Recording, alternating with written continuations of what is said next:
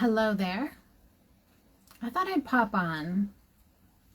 I've been doing some learning in my ever expanding pool of knowledge today, and I thought, there are some thoughts that I think would be helpful to some of you to share because there's a lot going on in the world right now. And when we get to places of uncertainty as humans, we so often turn to feeling very unsafe and a lot of lack-based energy. And when we shift to that place, a lot of us recognize the effect it might be having, like on our mental space or on our emotional state, but we don't really recognize that these are actually experiences that are being housed in our body. And I think if we don't recognize that, we inadvertently draw a line separating them.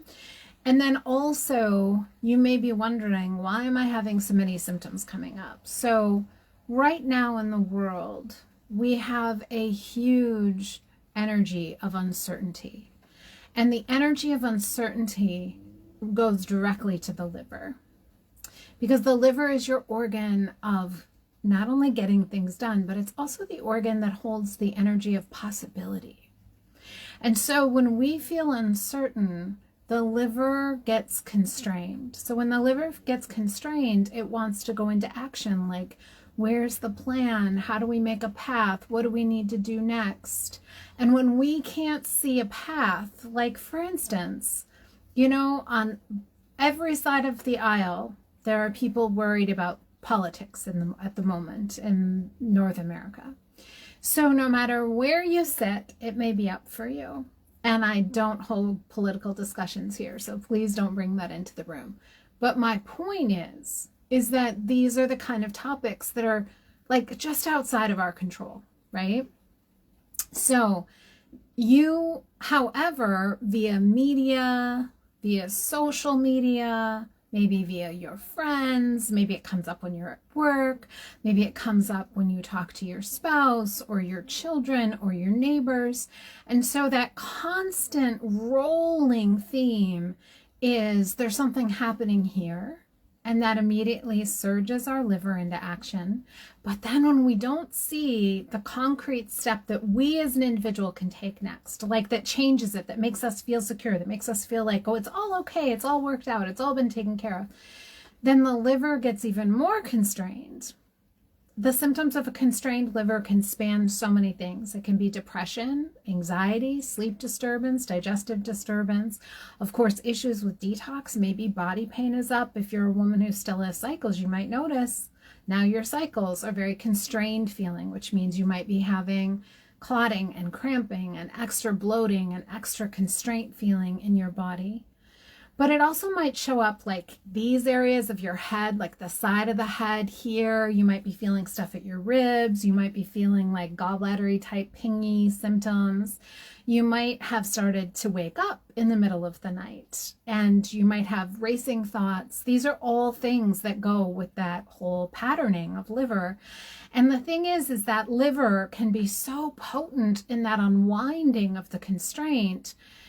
And really, liver's like healthy theme is abundance, this feeling of potentiality and possibility and openness and flow, and like it's all good.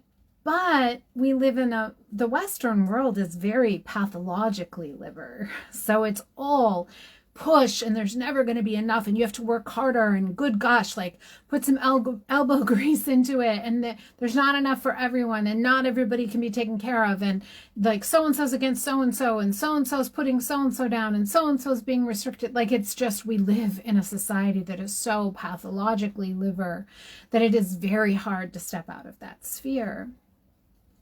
But it matters so much because the other thing is, your liver is not just a detox organ, everyone. It is an organ that plays a role in converting your thyroid hormones. It is an organ that has everything to do with the emotions of anger and frustration.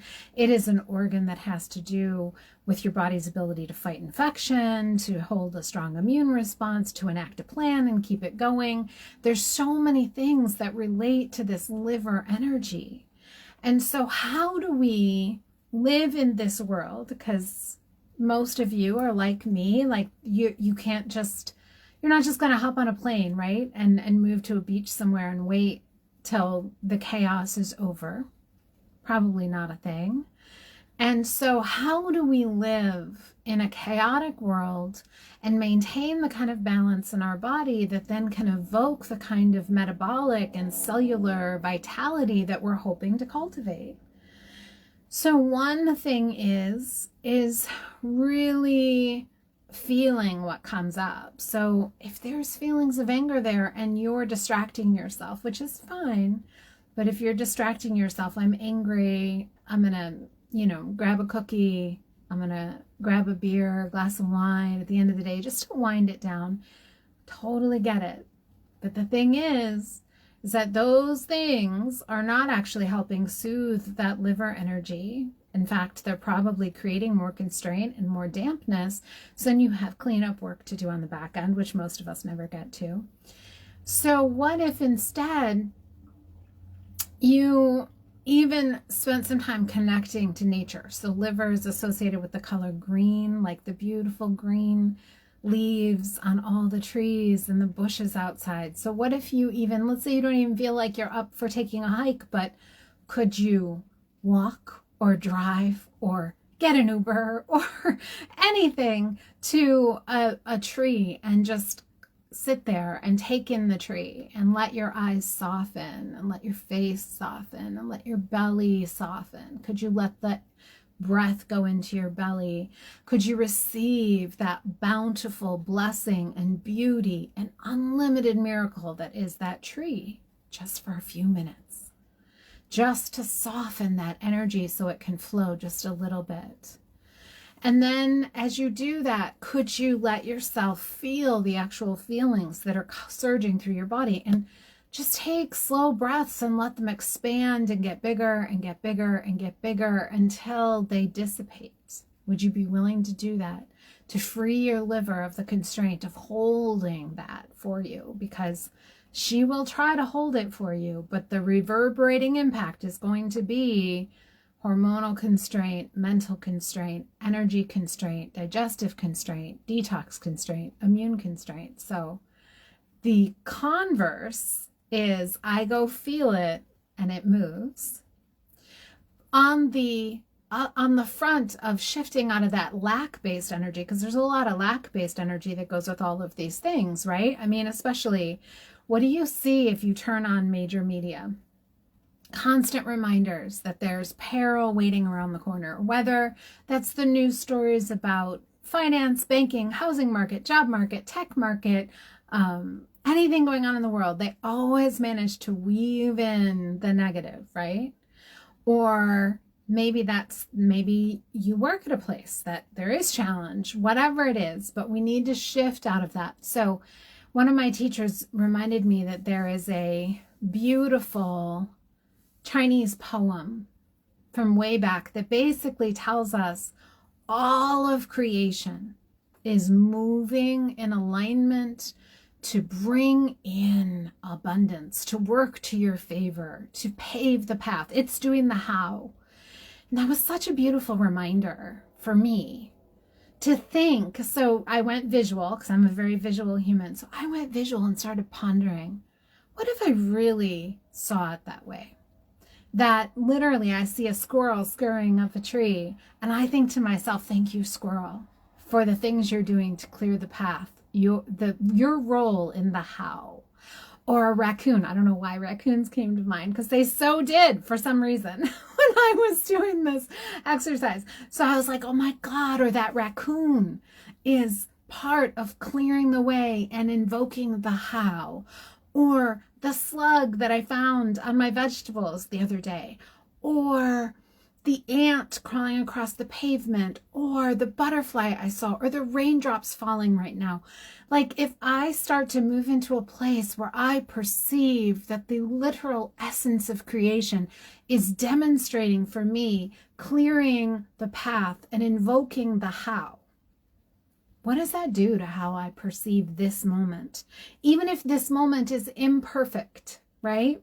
If in this moment you're sitting there and you're thinking, I love all this theory, Dr. Julie, but the truth is I'm feeling really panicked about my electric bill or my phone bill, or my kids I gotta pay that college payment come fall, or the insurance bill is coming, or maybe you have bigger aspirations. I want to add on to my house and I don't know how I'm supposed to, and that's making me feel stressed. Or maybe you live in like the realm of like, we really want to buy that vacation home, whatever it is. What if you shifted the energy to a miracle in the moment, that you considered everything you see with your eyes to be proof that it's unfolding is for you, that you're supported, that the how is being taken care of?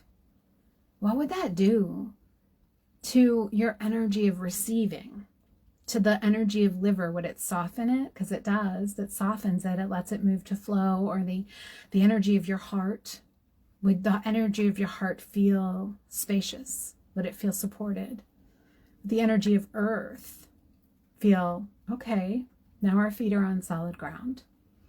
So that's another thing you can do, as out there as it seems, but this is not that out there. The ancients have been writing about this kind of association for like forever. I was going to say decades. I'm like, well, it's really a couple thousand years. So it's quite a lot of decades there. But what about that? Or could you place your hand on your heart and say to yourself, I am receiving more and more every day. I am invoking the feeling of true trust that is unfolding in my life in this very moment. I am seeing the miracle that is in every single raindrop, and every single petal on a flower, and every single leaf on a tree. Could you move into that space even for a second? It's not about, can you hold this 24 hours, 7 days a week, like without fail, It's not a performance. It's a softening. So could you entertain that? Could you spend a little time just allowing yourself to enter those spaces? This is what it takes to start opening that energy. There are many other steps, of course, because this is all part and parcel of true restoration in our body, is meeting ourselves in these spaces and unwinding the packages and patterns of constraint that we've embodied for so long. But this is one way that you start to meet that energy. Because we do this kind of work with my clients because I'm telling you, you want to heal autoimmune, you want to open detox pathways, you want to rev your metabolism, you have to do this work as much as you also need to learn how to feed those cells and what remedies they need and how they need you to work with them. It's all equal. But for a lot of people, the thing is that it is this work. I just said to a good friend of mine today, I know I'm not everyone's cup of tea because I'm going to push your boundaries. I'm going to open these doors with you. And some people are like, I don't want to open those doors. So you got to show me how to heal this Hashimoto's without it. And the truth is, you guys, that's not my jam. And I actually don't believe that we heal fully unless we meet ourselves fully and soften into those areas that we've been hardened by and learn to invoke flow and create space, which is why I will bring it up over and over and over again. Because your divine essence is here to actually have the full experience of your human self. And you can't do that if you're holding back and living in that constraint place where it is all lack and scarcity and panic and worry and all of that energy. So we open ourselves to the possibility and we invoke what is possible and we start to soften into our awarenesses and we move into the liver and we greet her. And we work with her brilliance so that we can access more. That's my message for you today. Now, if you want to heal this way, with these things, these conversations, center in the process, that is what I will offer you. This is the work I do. I am a naturopathic doctor. I'm an acupuncturist. I'm a Chinese medicine practitioner. I have all the certifications, but really my passion is this deep, true coming home to us as the vehicle for our restoration. This is what I know is how we actually heal and sustain it. So that's what I'm offering you. You can set up a call with me. I love you so much, and I believe in you with every fiber of my being. Have a blessed day.